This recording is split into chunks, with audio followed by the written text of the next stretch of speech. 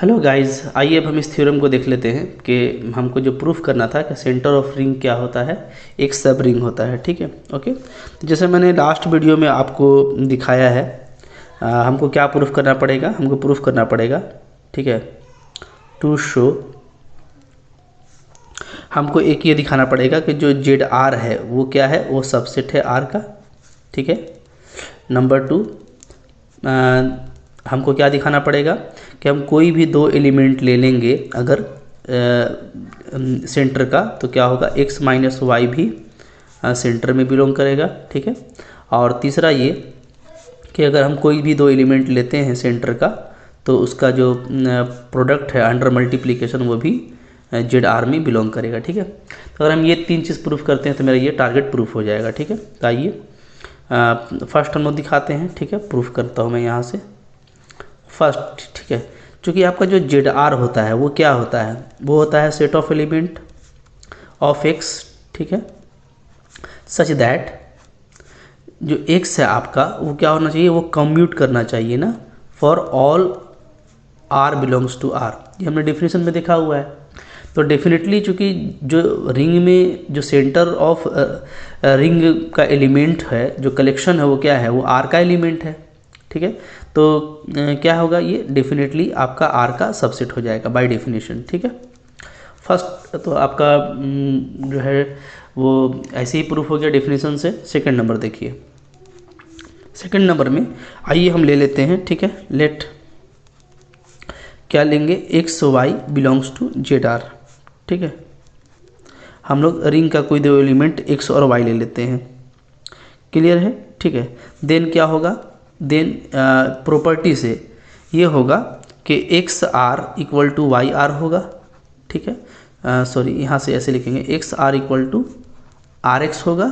ठीक है, for all are belongs to R, एक चीज़ हो गया। एंड y के साथ भी वही होगा, y r equal to r y होगा, for all are belongs to are. ठीक है, ये हमारा ये डेफिनेशन से आ गया अगर दो मेंबर हम x और y लेते हैं। ठीक है। अच्छा, अब देखिए हमको x माइनस वाई को दिखाना है, तो हमको x माइनस वाई के लिए इसी रिलेशन को होल्ड कराना पड़ेगा। नाउ आइए हम लोग काम करते हैं, आर एक्स माइनस वाई, देखते हैं इसका वैल्यू क्या आता है। ठीक है, तो ये आपका आ जाएगा, देखिए R X minus R Y.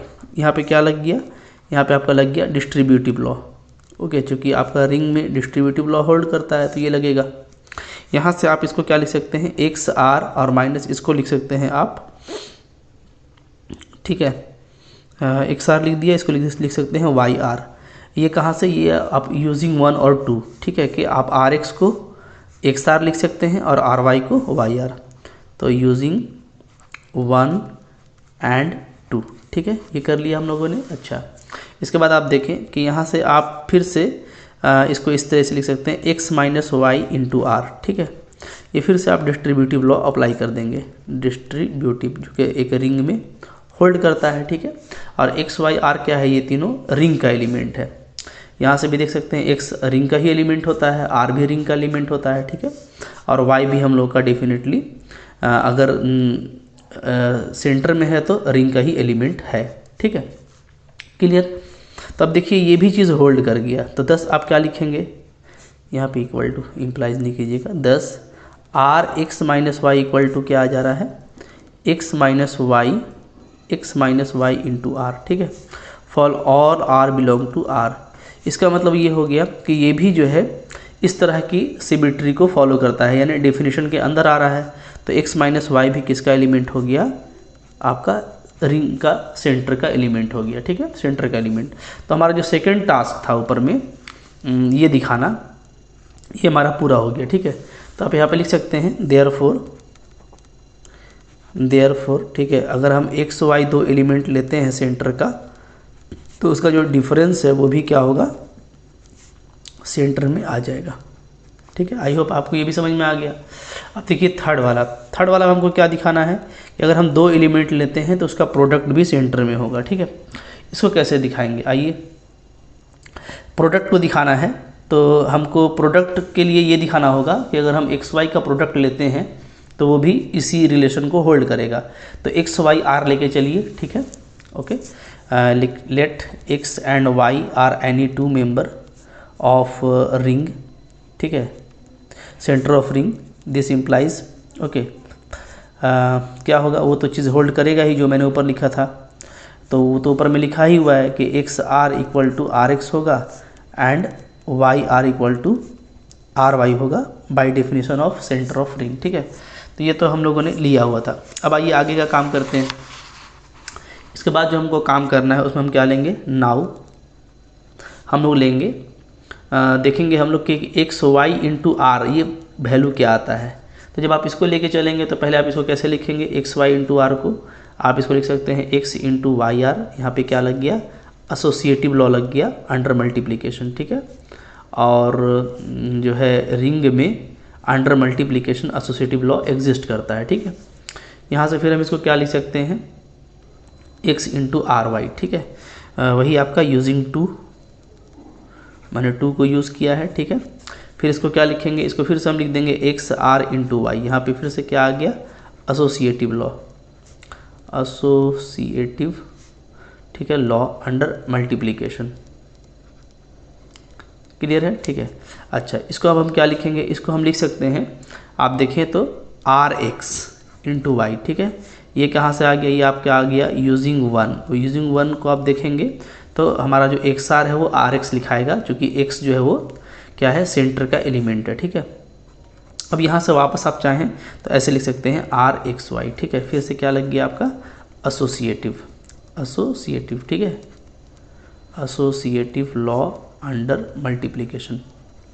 तो हम लोग ये देख रहे हैं ना कि ये और ये बराबर आ गया, 10 क्या लिखेंगे, 10 for X Y belongs to centre of ring we have, हमको क्या मिल रहा है, हमको मिल रहा है X Y into R is equal to are X Y, means what, means X Y implies to centre of ring.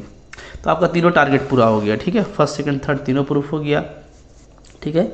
Hints the theorem, आप डायरेक्ट आप यहाँ पे अपना थ्योरम को कंप्लीट कर सकते हैं, क्लियर है। आई होप आपको लगा होगा आसान है, ठीक है। जो आसान है सो आसान ही है, इसमें कोई दिक्कत आपको आई होप नहीं होगा, ठीक है। अच्छा, इसके बाद देखिए एक हमारे पास और भी मतलब कि रिज़ल्ट है सब रिंग का, तो वो भी हम लोग देख लेते हैं, इंपॉर्टेंट ही रिजल्ट है, ठीक है। क्या रिजल्ट है ये देखिए। इसके बाद एक थ्योरम आपका बनता है,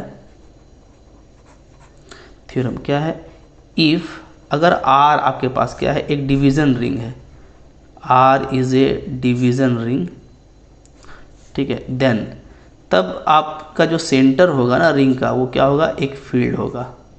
काफ़ी इंटरेस्टिंग रिजल्ट है, ठीक है, कि अगर आर मेरे को डिवीज़न रिंग मिल जाता है तो उसका जो सेंटर होगा उस रिंग का वो डेफिनेटली क्या होगा, एक फील्ड होगा। तो एक जो है मजबूत थ्योरम है, एक काफ़ी अच्छा रिजल्ट है, ठीक है। देखिए इसका भी प्रूफ करते हैं हम लोग, प्रूफ कैसे इसका प्रूफ करेंगे देखें, ठीक है। सबसे पहले हम लोग ये सपोज कर लेते हैं कि हमारा आर जो है वो क्या है, एक डिवीज़न रिंग है, ठीक है। Let R is a division ring, okay. R को मैंने क्या ले लिया, डिवीज़न रिंग ले लिया, तो मुझको ये शो करना है, ठीक है, okay. To show centre of ring Z R is a field, ये मेरा आगे का क्या हो गया, टास्क हो गया, इसको हमको पूरा करना है, ठीक है। अच्छा, अब देखिए आर अगर डिवीज़न रिंग है, ठीक है, तो डेफिनेटली चूँकि आर एक रिंग है, ठीक है, तो जो सेंटर ऑफ रिंग है सबसे पहले हम लोग उसका बात करें तो वो क्या होगा, वो एक सब रिंग होगा। तो सेंटर ऑफ रिंग जो है वो रिंग का सब रिंग होता है।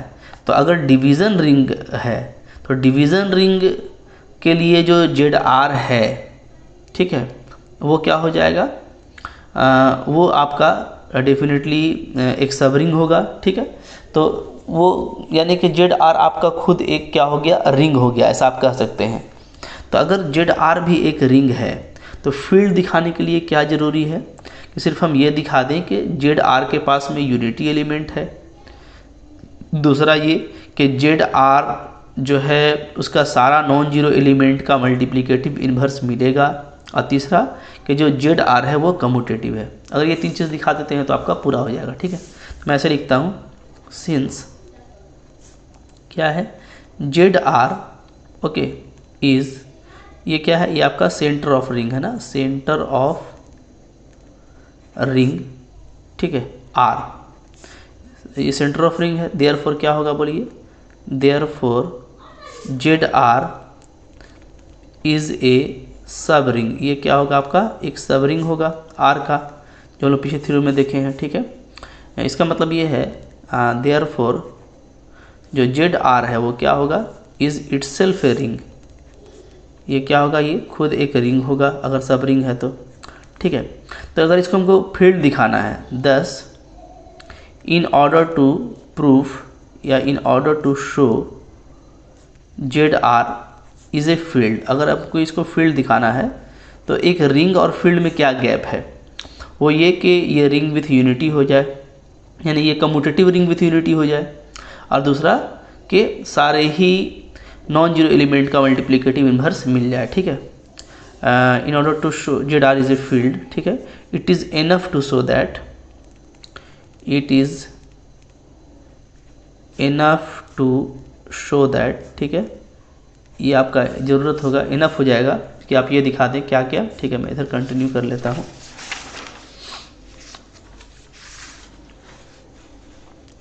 It is enough to show that number one Z R has unity, Z R के पास एक यूनिटी एलिमेंट हो, ठीक है। Number two Z R is commutative, ये कम्यूटेटिव हो जाए, ठीक है, ओके। और नंबर थ्री ये कि every non zero element of Z R has multiplicative inverse, ठीक है। ये बातें होनी चाहिए। अगर आप देखेंगे तो ये दोनों मिला करके ये हो जाता है कि जेड आर आपका क्या हो जाएगा, कम्यूटेटिव रिंग विथ यूनिटी, ठीक है। तो Z R commutative ring with unity होना चाहिए और उसका हर नॉन जीरो एलिमेंट का मल्टीप्लिकेटिव इन्वर्स, अगर ये मिल जाता है यहाँ से ये फील्ड हो जाएगा, ठीक है। तो आइए हम लोग इसको तीनों को शो करते हैं, ठीक है।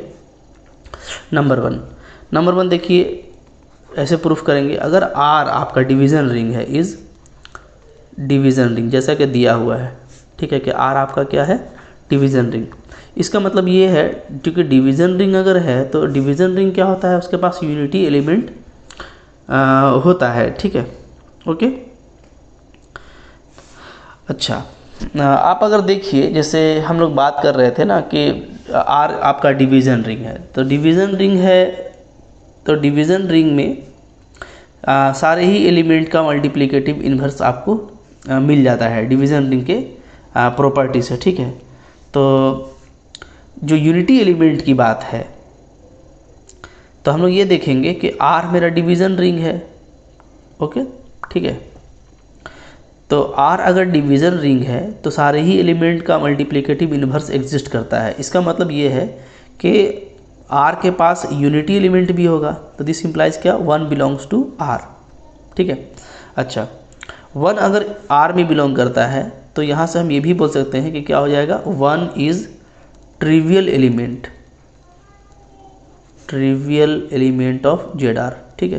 क्योंकि मैंने आपको ये बताया था कि जो रिंग का सेंटर होता है उसका ट्रिवियल एलिमेंट 0 होता है, ठीक है। और अगर रिंग विथ यूनिटी हो गया यानी उसके पास अगर 1 भी है तो उसके पास 1 भी ट्रिवियल एलिमेंट हो जाएगा, तो ये भी आ गया, ठीक है। अच्छा, अब देखिए 1 आपका ट्रिवियल एलिमेंट हो गया जेड आर का, क्लियर है, ठीक है।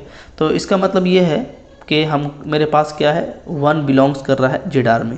तो जो फर्स्ट वाला बात था कि जेड आर के पास यूनिटी है तो वो हो गया, Z R has unity element, ठीक है। फर्स्ट टास्क मेरा यहाँ पे कंप्लीट हो गया।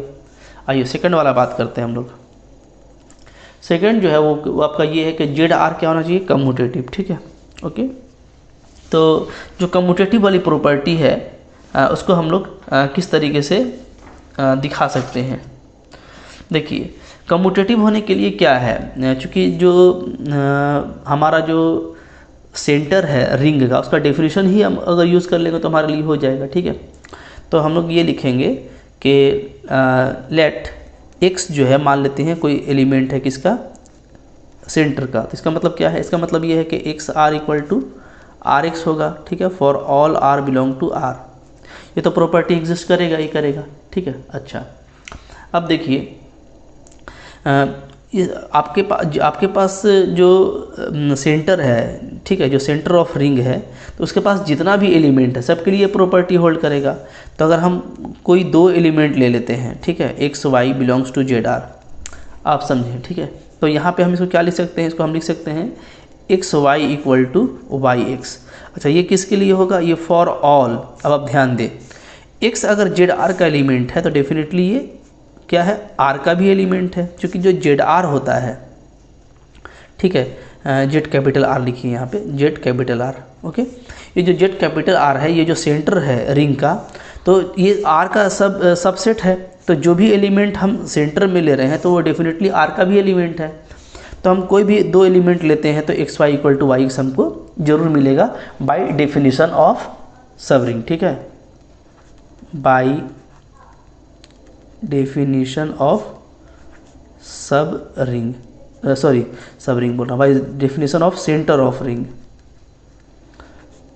सेंटर ऑफ रिंग, ठीक है। तो ये चीज़ आपको होल्ड कर गया। तो अगर ये चीज़ होल्ड कर जा रहा है तो दिस इंप्लाइज हम क्या लिखेंगे कि जो मेरा जेड आर है वो क्या है, कम्यूटेटिव है, इज कम्यूटेटिव। तो ये कम्यूटेटिव भी हो गया, ठीक है। अच्छा, नंबर 3 जो हमको दिखाना है लास्ट, वो क्या है कि एवरी नॉन जीरो एलिमेंट का क्या होगा, मल्टीप्लिकेटिव इन्वर्स होगा, ठीक है। तो ये तो दिखाना आपके लिए आसान है, इसलिए कि हम लोगों ने आर को क्या लिया हुआ है, डिवीज़न रिंग लिया हुआ है। तो देखिए, मैं ले लेता हूँ कोई एक एलिमेंट एक्स जो कि नॉन जीरो एलिमेंट है, और वो जो है सेंटर ऑफ रिंग का कोई एलिमेंट है, ठीक है। तो यहाँ से देखिए क्या होगा, अगर ये सेंटर का एलिमेंट है तो डेफिनेटली ये आर का भी एलिमेंट होगा, क्योंकि जो सेंटर होता है वो क्या होता है, आपका आर का सबसेट होता है, ठीक है। अच्छा, अब यहाँ से देखिए, एक्स जो है वो आपका रिंग का एलिमेंट है, ठीक है, और नॉन जीरो है, ठीक है। तो यहाँ से क्या मिलेगा आपको, एक्स इन्वर्स जरूर मिलेगा, क्योंकि आर आपका क्या है, डिवीज़न रिंग है, R is a division ring. तो आर जो है आपका डिवीज़न रिंग है, ठीक है, और आपका जो एक्स है वो नॉन जीरो एलिमेंट है, ये हमने शुरू में ही लिया है। तो डेफिनेटली अगर नॉन जीरो एलिमेंट हम लेते हैं कोई सेंटर का, तो वो पहले तो रिंग का एलिमेंट हो जाएगा, और अगर रिंग का एलिमेंट हो गया तो रिंग चूँकि मेरा डिवीज़न रिंग है तो एक्स इन्वर्स भी इसमें होल्ड करेगा, ठीक है। अच्छा, अब देखें आप, चूँकि ये आर का एलिमेंट है, नाउ मैं ऐसे लिखूँगा, सिंस क्या, एक्स जो कि नॉन जीरो एलिमेंट है, this belongs to centre of ring. तो यहाँ से क्या हो जाएगा, बाय डेफिनेशन ये हो जाएगा कि एक्स आर इक्वल टू हम क्या लिखेंगे, R X for all R belong to capital R, ठीक है। ये क्या है, ये है आपका बाय डेफिनेशन ऑफ सेंटर, जो सेंटर का डेफिनेशन है वहाँ से मैंने लिख दिया, ठीक है। अब आप देखें कि एक्स इन्वर्स, देखिए ये जो एग्जिस्ट कर रहा है ना, ये फॉर ऑल आर के लिए एग्जिस्ट कर रहा है, यानी हम कोई भी आर का एलिमेंट हम ऐसे मल्टीप्लाई करके रिलेशन को एग्जिस्ट करा सकते हैं। तो अब आप देखिए, मैं यहाँ पे प्री और पोस्ट मल्टीप्लिकेशन कर देता हूँ, किससे, एक्स इन्वर्स से, ठीक है, क्योंकि एक्स इन्वर्स भी आर में है और ये सारे ही रिंग के एलिमेंट के लिए एग्जिस्ट कर रहा है। तो हमारा जो रिंग है, अगर आप देखेंगे तो रिंग में क्या होता है कि रिंग क्लोज्ड भी होता है, यानी अगर ये दोनों एग्जिस्ट कर रहा है, इक्वल है for all element of ring, तो अगर हम इसमें किसी और रिंग के एलिमेंट से मल्टीप्लाई कर दें प्री और पोस्ट, तब भी ये इक्वल ही रहेगा, ठीक है। तो मैं क्या कर रहा हूँ, मैं यहाँ पे लिख रहा हूँ, है ना, by pre and post multiplication, ठीक है, by pre and post multiplication by X inverse belongs to are, ठीक है। बाय यहाँ पे नहीं, यहाँ पे कर देते हैं हम लोग क्या, taking pre and post multiplication by X inverse belongs to R, we have, हमको क्या मिलेगा, देखिए हमको मिलेगा, ठीक है, आगे भी मल्टीप्लाई कर रहे हैं और प्री भी कर रहे हैं और पोस्ट भी कर रहे हैं, ध्यान दीजिएगा, इधर भी वही काम, X inverse R X inverse. देखिए यहाँ से क्या आ जा रहा है, यहाँ से आ जाएगा एक्स इन्वर्स एक्स को आप मिला सकते हैं और आर एक्स इन्वर्स को अलग कर लीजिए, ठीक है। यहाँ पे आप एक्स इन्वर्स आर को छोड़ दीजिए और इसको ऐसे कर लीजिए। तो ये आपने क्या लगा दिया, एसोसिएटिव प्रॉपर्टी, ठीक है, एसोसिएटिव लॉ, ये हम यहाँ पे लगा सकते हैं, ठीक है, ओके। अच्छा, अब देखिए यहाँ से ये क्या हो गया, ये आपका हो गया आइडेंटिटी एलिमेंट, ये भी आपका हो गया आइडेंटिटी एलिमेंट, ठीक है। अगर आर के पास यूनिटी है, सिंस क्या है, आर हैज़ यूनिटी, आर के पास अगर यूनिटी है तो क्या हो जाएगा, X inverse equal to X equal to क्या होगा, 1 के इक्वल होगा, तो ये दोनों 1 हो गया। तो क्या बच रहा है, R X inverse equal to X inverse R. Clear, ठीक है। तो यहाँ से हम लोग देख सकते हैं कि डेफिनेटली क्या है, X inverse belongs to Z R. क्योंकि जब भी ये रिलेशन एग्जिस्ट कर रहा है तो ये किसके लिए एग्जिस्ट कर रहा है, for all are belongs to capital R. तो ये जो रिलेशन है ये क्या बता रहा है कि एक्स इन्वर्स भी आर के साथ में कम्यूट्स कर रहा है, ठीक है। और एक्स इन्वर्स किसका एलिमेंट है, तो रिंग का एलिमेंट है, तो यानी ये सब रिंग का ही एक एलिमेंट हो जाएगा बाय डेफिनेशन ऑफ सब रिंग। तो हम क्या देख रहे हैं कि हम एक नॉन जीरो एलिमेंट लिए थे एक्स, उसका भी इन्वर्स इसमें बिलोंग कर गया, तो तीनों प्रॉपर्टी होल्ड कर गया।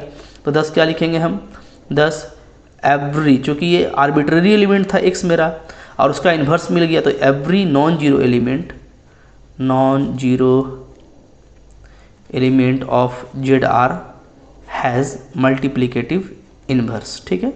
तो आपका तीनों काम हो गया, तो आपका यानी थ्योरम जो है वो प्रूफ हो गया। तो देखिए थोड़ा सा अगर आप अच्छे से देखेंगे तो कोई मुश्किल नहीं है, आप खुद भी थ्योरम को प्रूफ कर सकते हैं, ठीक है। क्या क्या रिक्वायरमेंट है और क्या आपके पास पहले से आपके माइंड में डेफिनेशन वगैरह अवेलेबल है, उसका यूज़ करके आप काम कर सकते हैं, ठीक है। Thank you for watching.